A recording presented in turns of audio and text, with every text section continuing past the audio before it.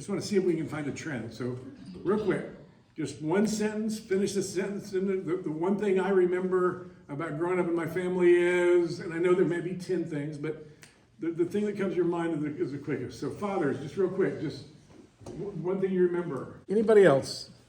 So the point of that was that nobody gave an answer that was the way most of us would say. I remember, some people had some things like we had to move a lot, or we did a lot of chores, or we had to do a lot of work together. But some of the things that we all think are so important, like our kids playing in a little league, or or even just big. They remember the vacations, but it's not it's the relationship on the vacation more than the activity on the vacation that people tend to remember. So, all that to say, if we want vibrant Christian families where faith is passed on to the next generation, we should be not only values driven. That was our first week. Remember, we said we should be values driven people. We should have low conflict. Remember, we talked about kind of how to deal with conflict a little bit. And then we said, and understand the authority structure that God put in Scripture. Third week, we talked about the idea of a high warmth. Families that were emotionally connected and high warmth.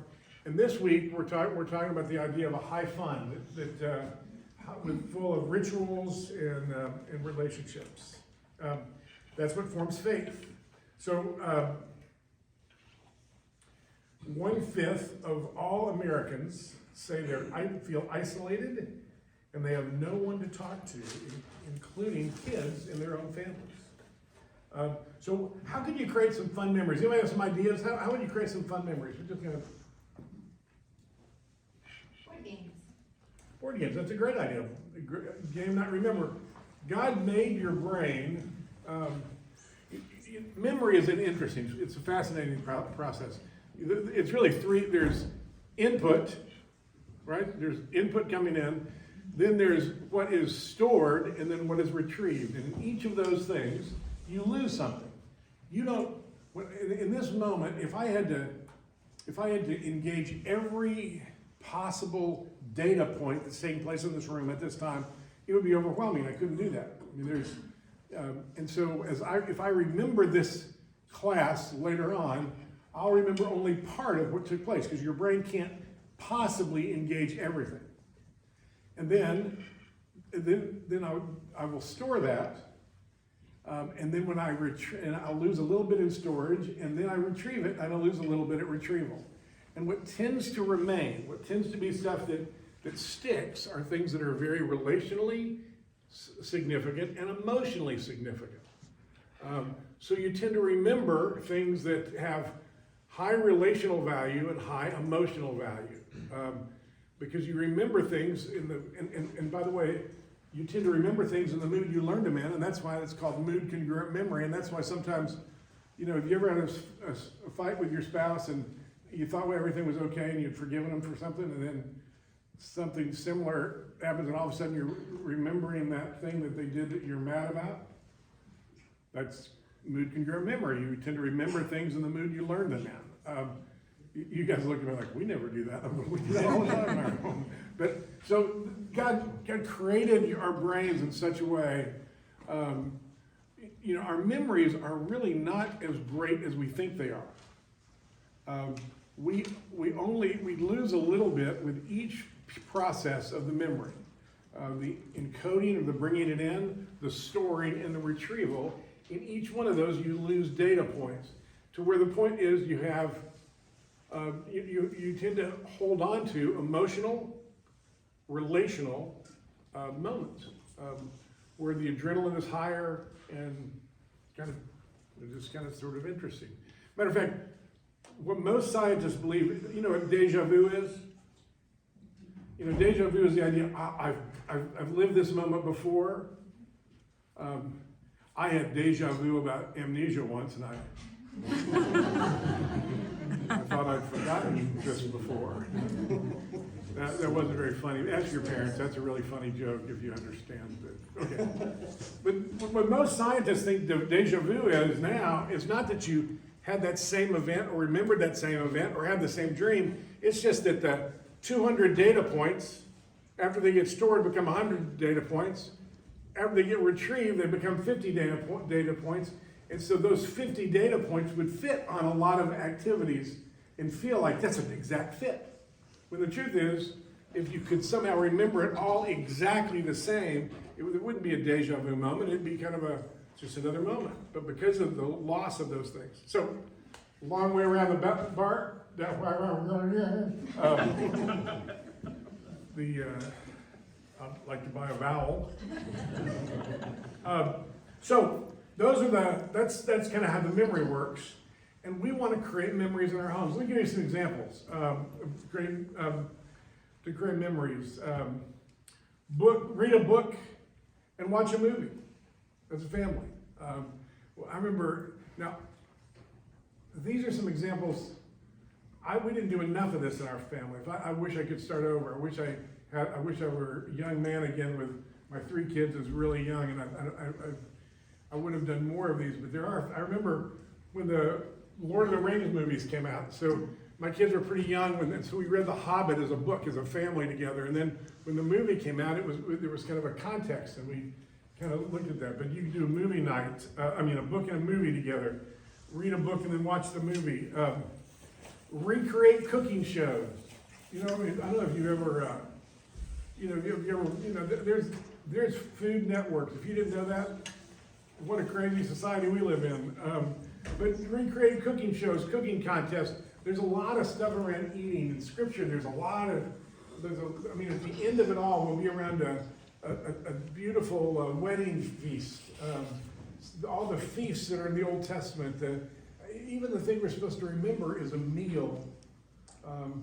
So there's, when we talk about the Lord's Supper, the sacraments, it is a meal that's shared together. It is and so there's lots of fun things that can be created around, having different people be in charge of a meal once a week in the family.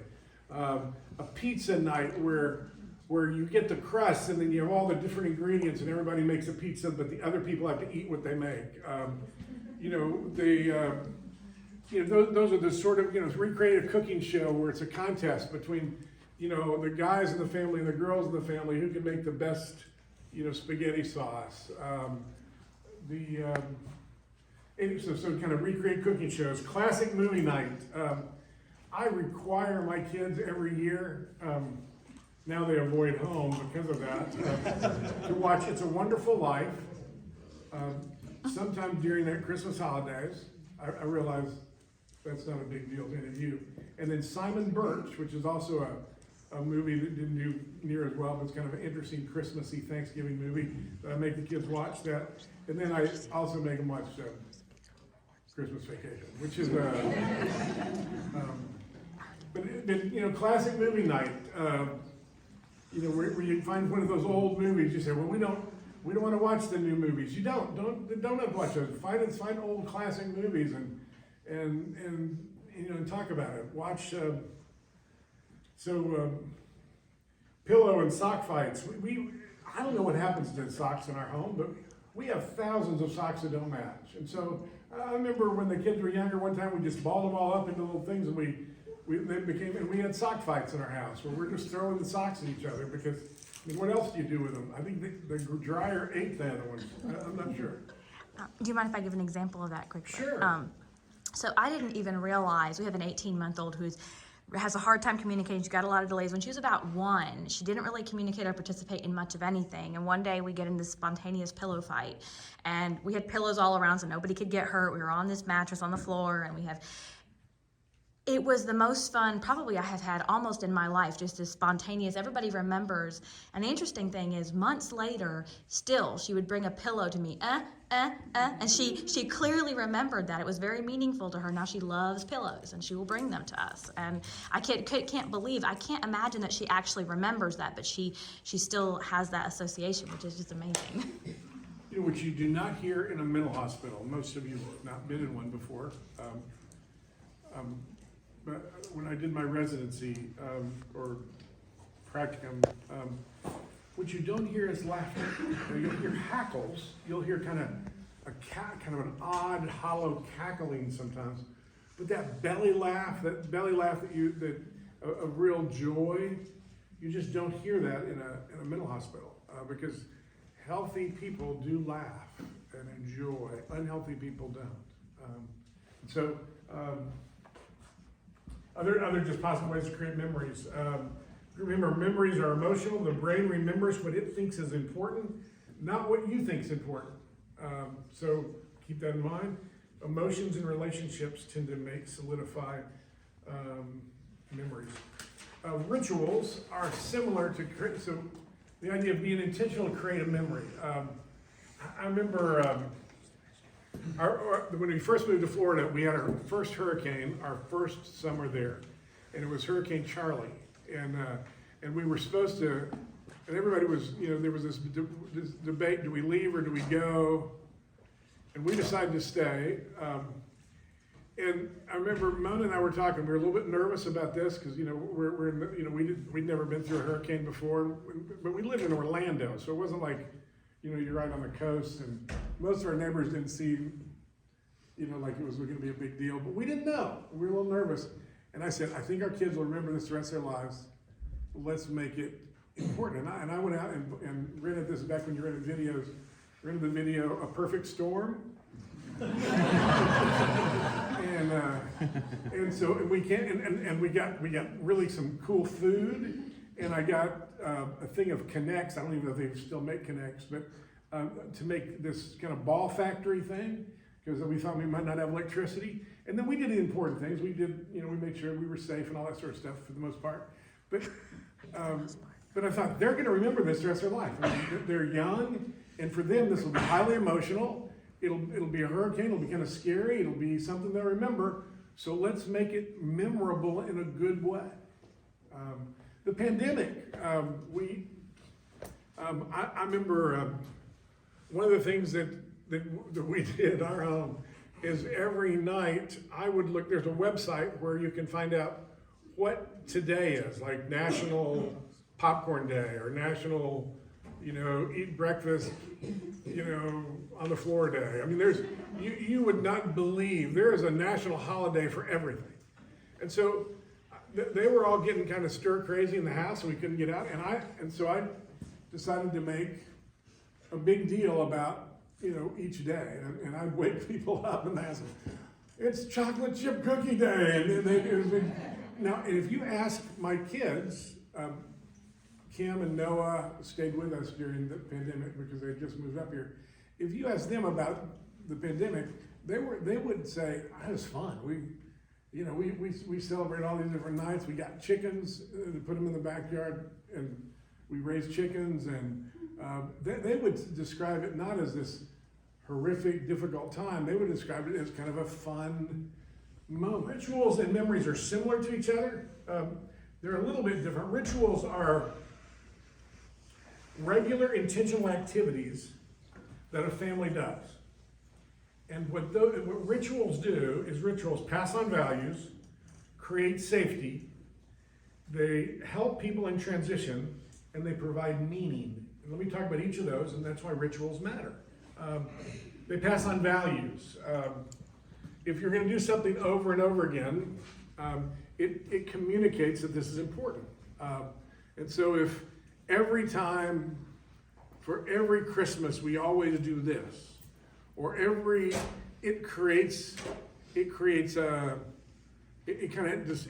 passes on the value that's important. My daughter Kim did not come to our family until she was 13, and so she was originally from the Dominican Republic. She'd never celebrated Christmas, didn't have a lot of celebrations because the home she came from was not a very good home.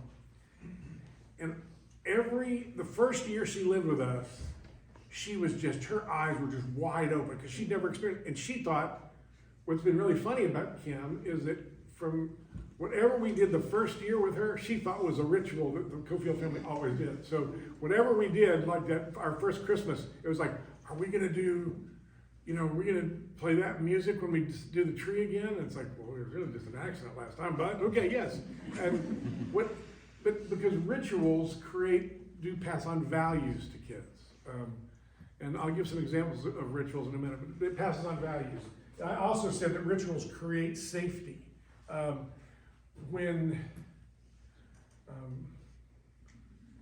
you ever been in a situation where you just kind of maybe been out of the country, and when the plane lands on the U.S. soil, there's something about it that just kind of goes, not that you were in danger someplace else, but it felt like, I'm home.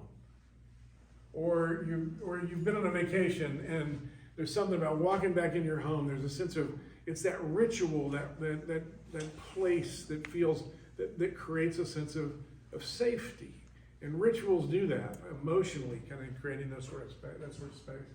I said it helps in transitions.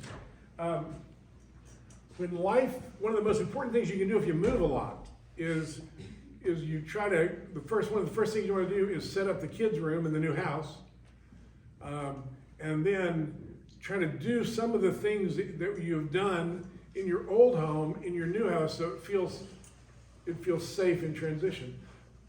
There's something calming about doing something enough times to where when you do it, you're automatically calm. I mean, if you ever watch basketball, and you should, it's a family ritual. If you watch a good free throw shooter, will have a routine they go through every time. Every time they'll practice a free throw shot, they might dribble 3 times, spin the ball, take a deep breath, and then shoot. And the reason they're coached to do a ritual every time is because they've done it so many times. Every time they've practiced, they've done it. So it's 2 seconds left in the game. They have to hit this shot to win the game. But if they do that ritual, their body keeps score. Their body remembers. And so as they flip the ball, as they dribble 3 times, they've done that 100 times. If they flip the ball, they've done that 100 times. And their body remembers. And then they take that deep breath. And all of a sudden, they're not as tense because the ritual. And so that's true in our families. If they have rituals, it helps in transitions. It helps you know that we're going to be okay because we've done this before. Oh, gosh, we just, we had a ritual in our family on New Year's Eve, and it gave my kids a lot of, when we'd be in a hotel or something that night instead of at home, and we still did that ritual, that thing we did anyway, there's a sense of like, oh, we're solid, we're safe. There's safety in the transition of life. And it also provides meaning. Meaning and context are one of the most important things a parent can offer a kid. What does something mean? What is valuable? What is sacred? What isn't? And so rituals help provide kind of things that are sacred, things that are helpful. What are some daily ideas of some rituals? Bedtime story, family dinner, lunchbox notes, an evening walk, 8-second hug, highs and lows of the day, secret handshakes, rituals. Those are just daily things that kind of create a sense of what we're doing, who we are. Yes. I made up a French song for my kids when they were babies. I mean, it is, any French person would look at it like, seriously? And now 8-10 years later, sometimes they ask for it for me to say, and it's so simple, and it's not even a real song, but they've identified with that somehow. That's a great example, because it solidifies in their mind, and with that becomes a ritual that you'd say, that I can become solid about.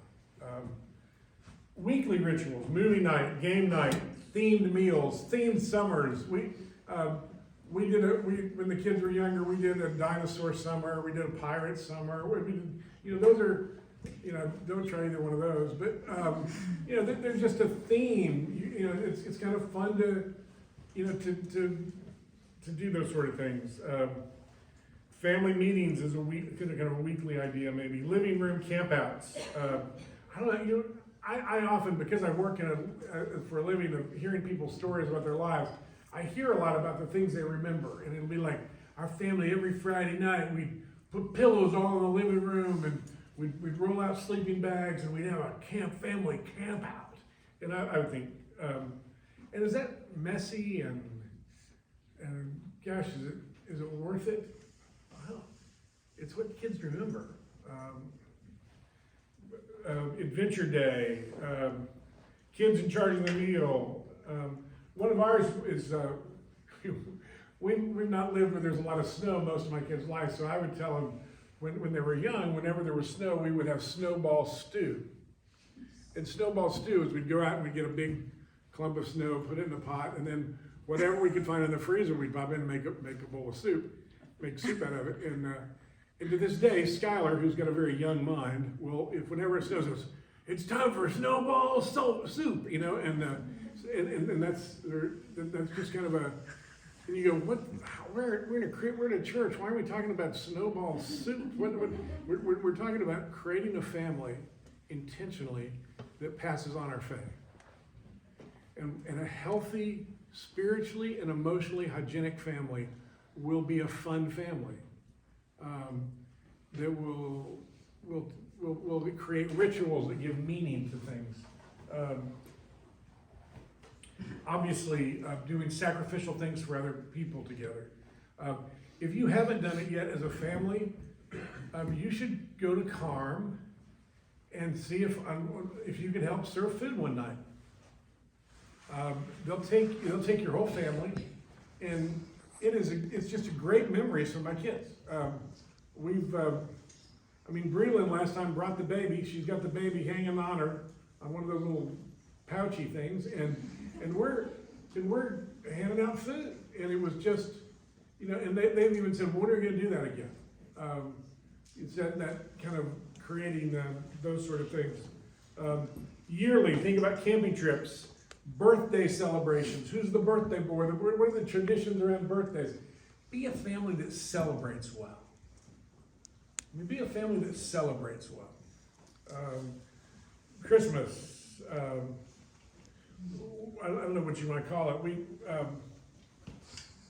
There's just kind of fun things you can do.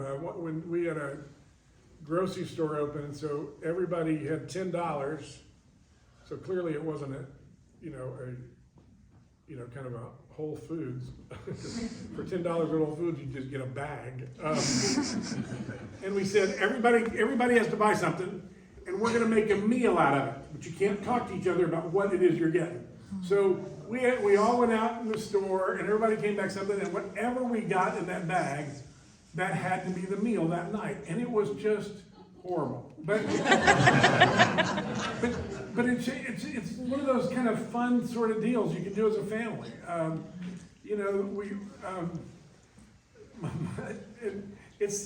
It doesn't cost that much to do something like that. I mean, you can just lower it to everybody's got $3, and everybody's got to pick something, and it's going to go in, and you'll find out who in your family is a trickster and brings back $3 worth of, charcoal or something. You go, how are we going to put this in the meal? And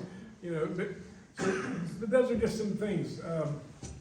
Try a hobo night where everybody gets $15, and you go to Carm's, one of the Carm stores, and you buy clothes. You pick a name in your family, and you buy clothes that the other person has to wear for that night. And so they're dressed like in horrible clothes they would never buy for themselves, and then you can donate it back. I mean, it's not like, but those are the sort of things that sound silly, but they're incredibly memorable. And we should be intentional about memories and rituals.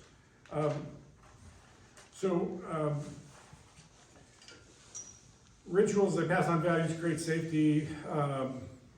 Just a couple of quick things that the Barna study said that was kind of interesting, and that I haven't talked much about, and that's hospitality. And here's what they found.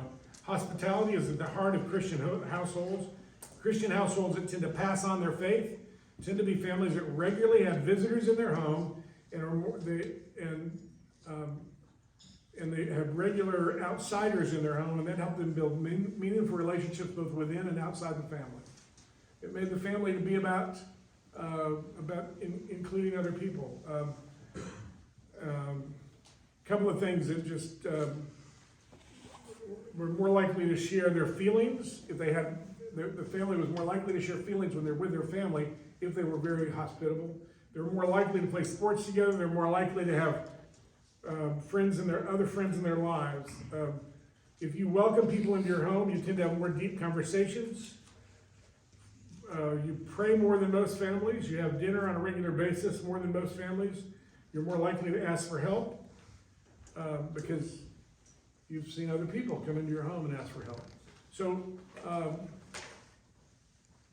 just a couple of things about routines and rituals.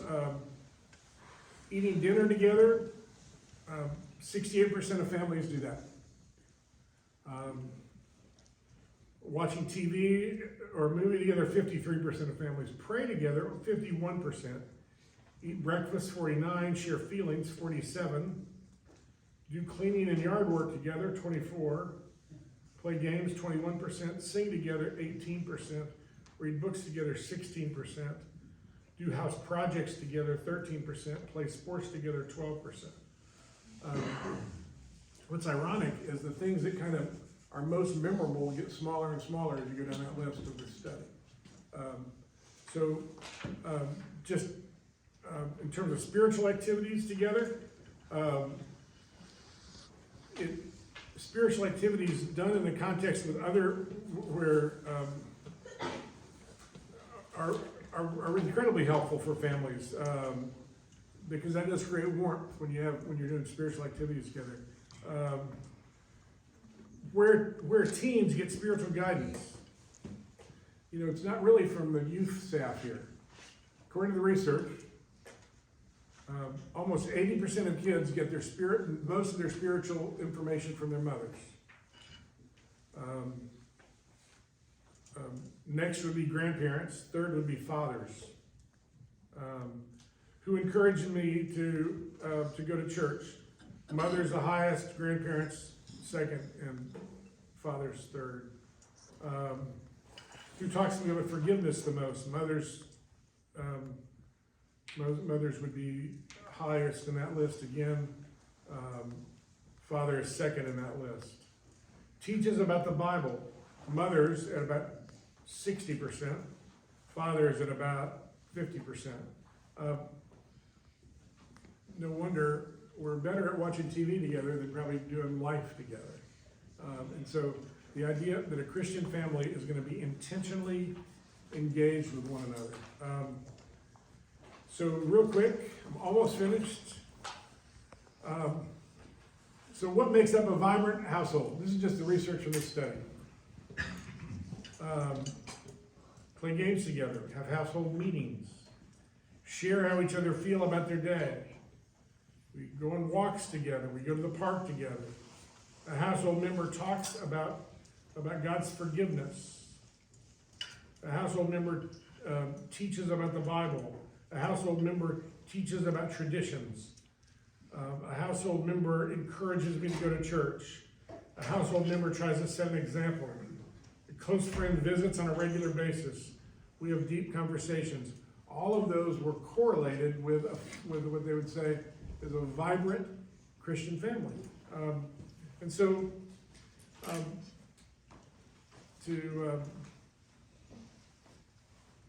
again, this is repeating itself. A vibrant family, we do housework together, we play games together, we sing together.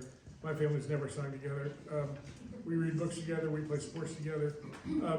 I know some of the rituals that in our family. I remember my son and I, because Pierce was often left behind because Skylar took so much energy, Pierce and I started eating breakfast once a week. And at first I wanted it to be a real deep, emotionally charged, life-changing breakfast. And so I'd go in and say, well, Simon, what's coruscating from your soul? And a 15-year-old just looks at his psychologist father and goes, nothing. And then I realized that about 60% of parenting is showing up, and so we just started eating breakfast together. And if you show up long enough, every once in a while you will have one of those conversations that really matters. If you're willing to, if you can listen and pay attention. And so I hope that the last 4 weeks together it was an experiment of kind of really, Chris is an incredible leader in the youth staff here. It was really Chris's idea to how can we bring families together with their kids and offer spiritual growth. And so any feedback you have for that, what's been good, what's not been good, what would make it better, what would not make it bad, whatever, we'd love to hear about that. But we've just tried to say what correlates, what relates to, what are some of the factors that make up a spiritually vibrant family? And they were really things that require some intentionality. Values driven. You gotta know your values before you can be driven by them. They understand the biblical roles of authority, what the Bible teaches, and the way they deal with conflict. Then we said they're warm. They're families that are genuinely kind and warm to each other. And then last, they're serious about fun and rituals. There's other things we could talk about. We could talk about that a healthy family is aware of the temperament of everybody in the family. In other words, I'm a fairly strong extrovert. My son Pearson's a very strong introvert. And you parent introverts differently than you parent extroverts. Are you aware of your temperament? You know, in a good family, you're aware that each person has a different personality and temperament. And temperament is not sin. Temperament is the way you're wired. And that famous passage, raise a child up in the way he should go. When he's older, he will not depart. Proverbs 22, isn't it? 22:13, I think. But the way that verse really, when it says the way he should go, really is the way that a reed bends. And the Hebrew scholar where I used to work told me that the best way to understand that verse is you raise a kid based on his bent, on his wiring. You raise a kid based on his wiring, and then he will not depart. Meaning that you are a curious parent about how your kid thinks and feels and engages. Does that make sense?